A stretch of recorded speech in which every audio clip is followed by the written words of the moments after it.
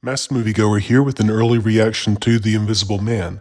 Now let me stress this is not a review, just a quick reaction, an early reaction. The Invisible Man focuses on the character of Cecilia, played by Elisabeth Moss, who finds herself convinced that her ex is still around, even after he takes his own life, to the point that some deem her paranoid. Hence, she sets out to prove her suspicion is correct. Let me say that I was not looking forward to this movie. The trailer did nothing for me, it seemed to give too much away, and plus I've never been a huge fan of invisible men slash women slash whatever characters. It's just a genre that I'm not a big fan of. I guess the biggest entry I've seen of the Invisible franchise, if you want to call it that, was the 2000 Kevin Bacon film Hollow Man, which was solid with some great special effects for its time. But again, the trailer for this new Invisible Man just seemed like a story I had already seen and did not really need to see again.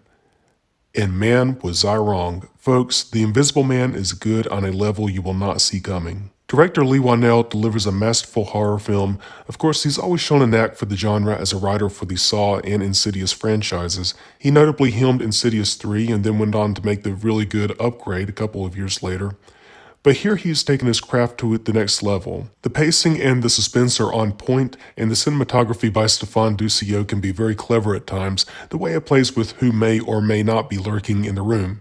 I also have to recognize Benjamin Wallfish's score, which I think will be counted as one of the most thrilling scores this year. Then of course, how could I not mention the lead performance by Elisabeth Moss?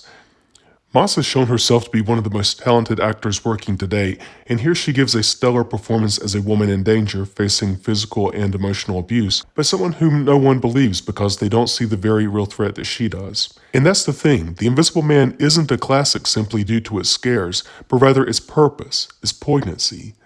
Unfortunately, this is a point where I cannot say much more due to the review embargo, but when The Invisible Man opens later this month, I hope you'll check it out. It's a Hitchcockian thriller with a message, and the best movie of its kind since Get Out. If you enjoyed this review, please click like and subscribe to the channel. Thank you very much for watching. Until later, this has been The Masked Moviegoer.